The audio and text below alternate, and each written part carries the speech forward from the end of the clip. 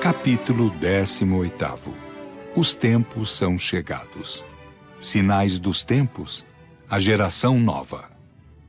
Sinais dos tempos. 1. Os tempos marcados por Deus são chegados, nos dizem de todas as partes onde grandes acontecimentos vão se cumprir para a regeneração da humanidade. Em que sentido é necessário entender essas palavras proféticas? Para os incrédulos, elas não têm nenhuma importância. A seus olhos, isso não é senão a expressão de uma crença pueril sem fundamento. Para a maioria dos crentes, elas têm alguma coisa de mística e sobrenatural que lhes parece ser o precursor dos transtornos das leis da natureza. Estas duas interpretações são igualmente errôneas. A primeira, naquilo que implica a negação da providência. A segunda, naquilo que suas palavras não anunciam a perturbação das leis da natureza, mas o seu cumprimento. 2. Tudo é harmonia na criação.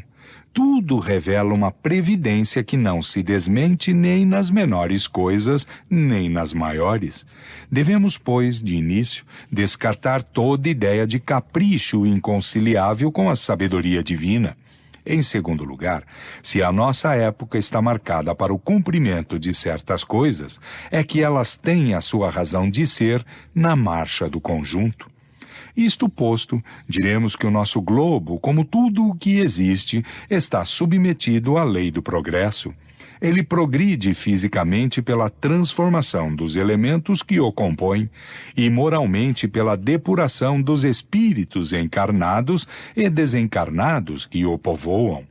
Esses dois progressos se seguem e caminham paralelamente, porque a perfeição da habitação está em relação com a do habitante. Fisicamente, o globo sofreu transformações constatadas pela ciência e que o tornaram sucessivamente habitável para seres mais e mais aperfeiçoados. Moralmente, a humanidade progride pelo desenvolvimento da inteligência, do senso moral e do abrandamento dos costumes. Ao mesmo tempo que a melhoria do globo se opera sob o império de forças materiais, os homens, para isso, concorrem pelos esforços de sua inteligência. Eles saneiam as regiões insalubres, tornam as comunicações mais fáceis e a terra mais produtiva. Esse duplo progresso se cumpre de duas maneiras, uma lenta, gradual e insensível, a outra por mudanças mais bruscas, a cada uma das quais se opera um movimento ascensional mais rápido que marca por caracteres nítidos os períodos progressivos da humanidade. Esses movimentos, subordinados nos detalhes ao livre-arbítrio dos homens, são de alguma sorte fatais em seu conjunto, porque estão submetidos a leis, como aquelas que se operam na germinação, no crescimento e na maturidade das plantas. É por isso que o movimento progressivo algumas vezes é parcial, quer dizer, limitado a uma raça ou a uma nação, e de outras vezes, geral. O progresso da humanidade se efetua, pois, em virtude de uma lei. Ora, como todas as leis da natureza são a obra eterna da sabedoria e da presciência divinas, tudo o que é efeito dessas leis é o resultado da vontade de Deus, não de uma vontade acidental e caprichosa, mas de uma vontade imutável. Quando, pois, a humanidade está madura para vencer um degrau, pode-se dizer que os tempos marcados por Deus são chegados, como se pode dizer também que, em tal estação, eles são chegados para a maturidade dos frutos e a colheita. 3. Do fato de que o movimento progressivo da humanidade é inevitável, porque está na natureza, não se segue que Deus esteja indiferente a isso e que depois de ter estabelecido as leis, tenha entrado na inação, deixando as coisas andarem sozinhas. As suas leis são eternas e imutáveis, sem dúvida, mas porque a sua vontade, ela mesma, é eterna e constante, e que o seu pensamento anima todas as coisas sem interrupção. O seu pensamento, que tudo penetra, é a força inteligente e permanente que mantém tudo na harmonia. que esse pensamento cesse um só instante de agir e o universo seria como um relógio sem pêndulo regulador.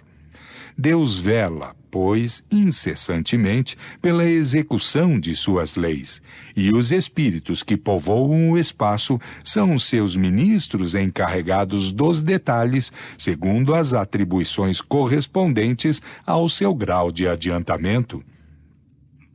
4.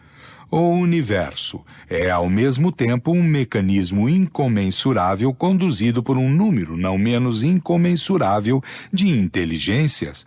Um imenso governo onde cada ser inteligente tem a sua parte de ação sob o olhar do soberano Senhor, cuja vontade única mantém por toda a parte a unidade. Sob o império desse vasto poder regulador, tudo se move, tudo funciona numa ordem perfeita. O que nos parecem perturbações são os movimentos parciais ou isolados, que não nos parecem irregulares, senão porque a nossa visão é circunscrita. Se pudéssemos abarcar-lhe o conjunto, veríamos que essas irregularidades não são senão aparentes e que elas se harmonizam no todo. 5. A humanidade cumpriu, até este dia, incontáveis progressos. Os homens, pela sua inteligência, chegaram a resultados que não atingiram jamais em relação às ciências, às artes e ao bem-estar material. Resta-lhes ainda um imenso progresso a realizar. É o de fazer reinar entre eles a caridade, a fraternidade e a solidariedade para assegurar o bem-estar moral. Eles não o poderiam, nem com suas crenças, nem com as suas instituições antiquadas, restos de uma outra época, boas para uma certa época, suficientes para um estado transitório, mas que, tendo dado o que elas comportavam, seriam um ponto de atraso hoje. Não é somente o desenvolvimento da inteligência que é preciso aos homens, é a elevação do sentimento, e para isso é necessário destruir tudo que poderia superexcitar neles o egoísmo e o orgulho. Tal é o período em que vão entrar doravante e que marcará uma das fases principais da humanidade.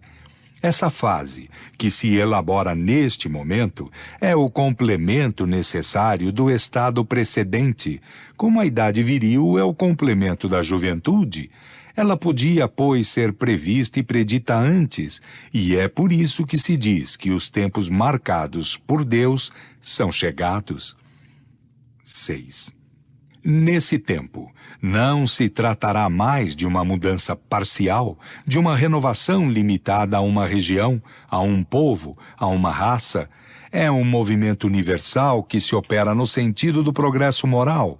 Uma nova ordem de coisas tende a se estabelecer, e os homens que lhe fazem a maior oposição nela trabalham com o seu desconhecimento.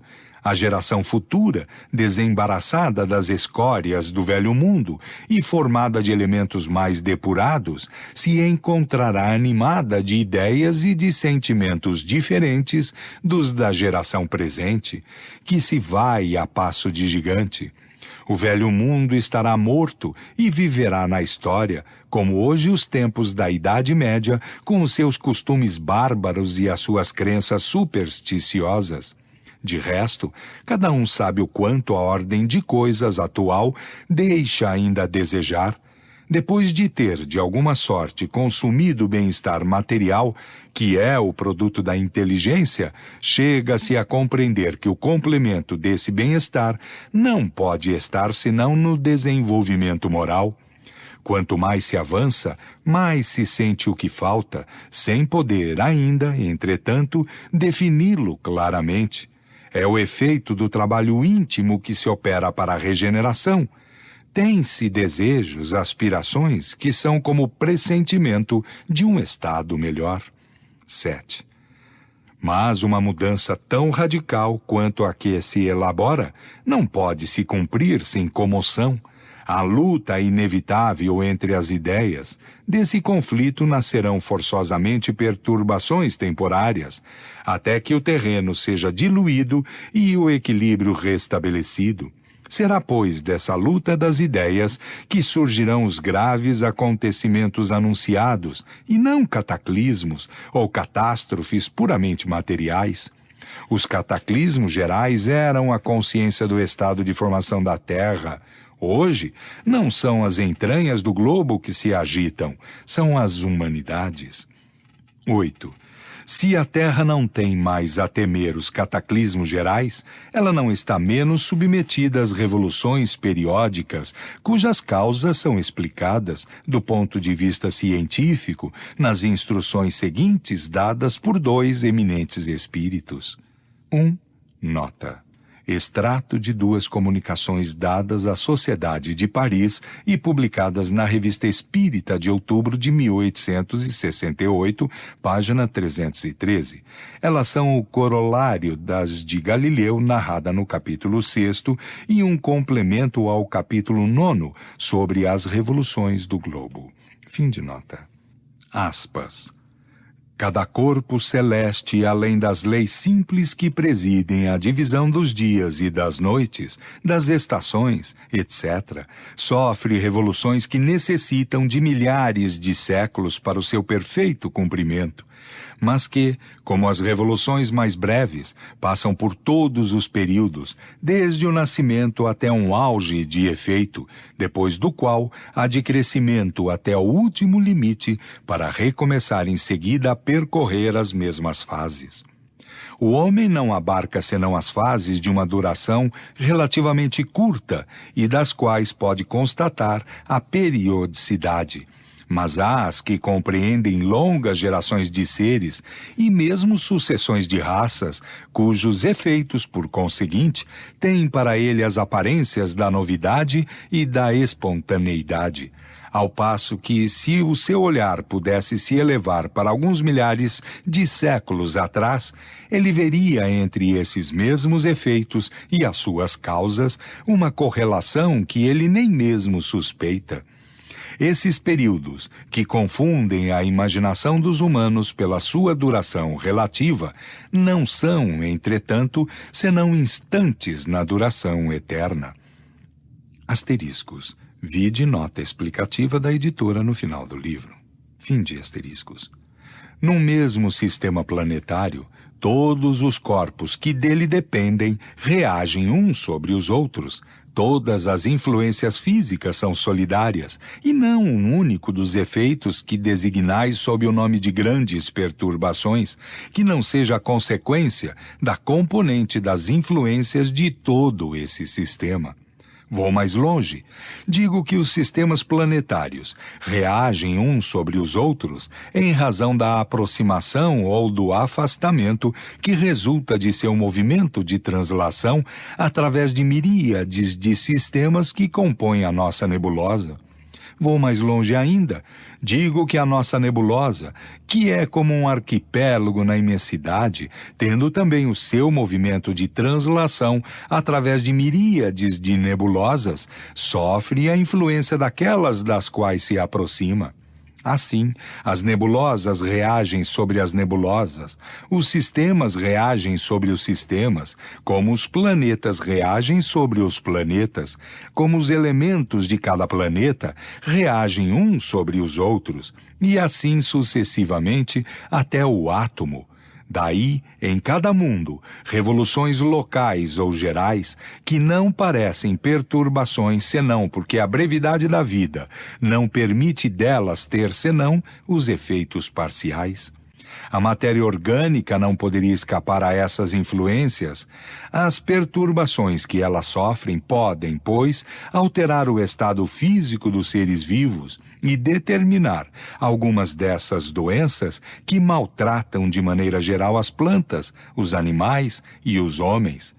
Essas doenças, como todos os flagelos, são, para a inteligência humana, um estimulante que a impele pela necessidade à procura dos meios de combatê-las e à descoberta das leis da natureza. Mas a matéria orgânica reage, por sua vez, sobre o espírito. Este, pelo seu contato e a sua ligação íntima com elementos materiais, sofre também influências que modificam as suas disposições. sem, entretanto, tirar-lhe o seu livre-arbítrio, superexcitam ou abrandam a sua atividade e, por isso mesmo, contribuem para o seu desenvolvimento. A efervescência que se manifesta às vezes em toda uma população, entre os homens de uma mesma raça, não é uma coisa fortuita, nem o resultado de um capricho, ela tem a sua causa nas leis da natureza. Essa efervescência de início inconsciente, que não é senão um vago desejo, uma aspiração indefinida para alguma coisa melhor, uma necessidade de mudança, se traduz por uma surda agitação. Depois, por atos que preparam as revoluções sociais, as quais, crede-o bem, têm também a sua periodicidade, como as revoluções físicas, porque tudo se encadeia. Se a visão espiritual não estivesse circunscrita pelo véu material, veríeis essas correntes fluídicas que, como milhares de fios condutores, ligam as coisas do mundo espiritual e do mundo material. Quando vos é dito que a humanidade chegou a um período de transformação e que a Terra deve se elevar na hierarquia dos mundos, não vejais nessas palavras nada de místico, mas ao contrário, o cumprimento de uma das grandes leis fatais do universo, contra as quais toda a má vontade humana se quebra. Arago 9. Aspas.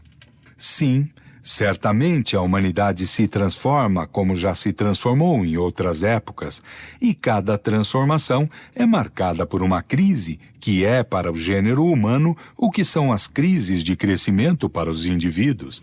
Crises frequentemente penosas, dolorosas, que carregam com elas as gerações e as instituições, mas sempre seguidas de uma fase de progresso material e moral.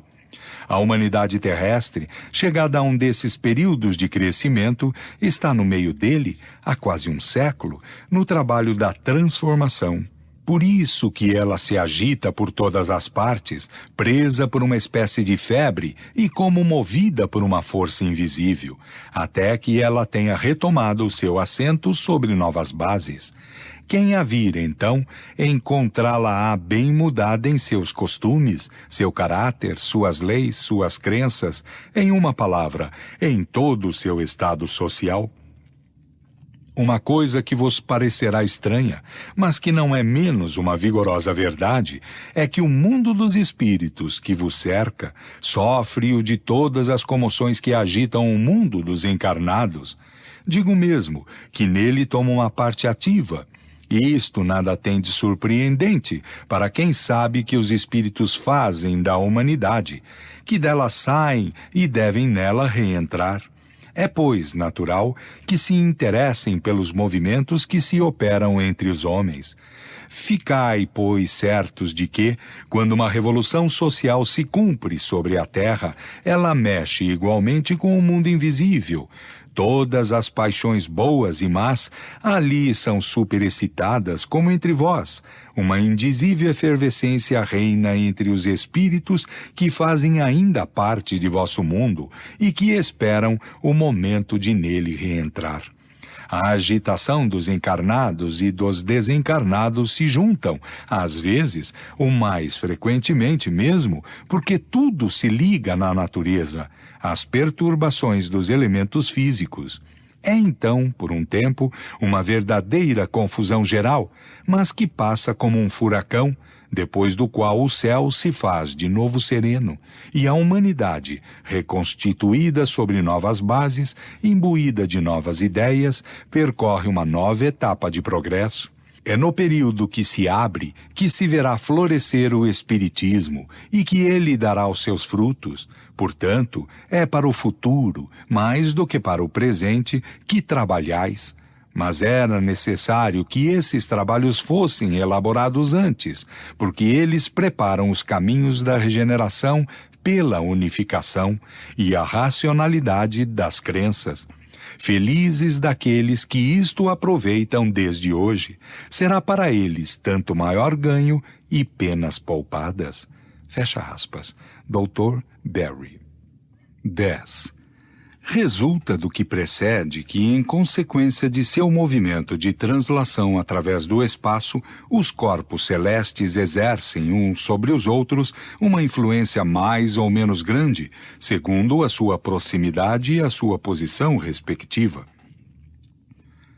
Que essa influência pode trazer uma perturbação momentânea em seus elementos constitutivos e modificar as condições de vitalidade de seus habitantes, que a regularidade dos movimentos deverá trazer o retorno periódico das mesmas causas e dos mesmos efeitos, que a duração de certos períodos é bastante curta para ser apreciável pelos homens. Outras veem passar as gerações e as raças que delas não se apercebem, e para as quais o estado de coisas é um estado normal. As gerações, ao contrário, contemporâneas da transição, sofrem-lhe o contragolpe, e tudo lhes parece sair das leis ordinárias. Elas veem uma causa sobrenatural, maravilhosa, miraculosa, naquilo que não é, em realidade, senão o cumprimento das leis da natureza. Se pelo encadeamento e a solidariedade das causas e dos efeitos, os períodos de renovações morais da humanidade coincidem, como tudo leva a crer, com as revoluções físicas do globo, elas podem ser acompanhadas ou precedidas de fenômenos naturais, insólitos para aqueles que com isso não estão habituados, de meteoros que parecem estranhos, de uma recrudescência e de uma intensidade inabituais de flagelos destruidores.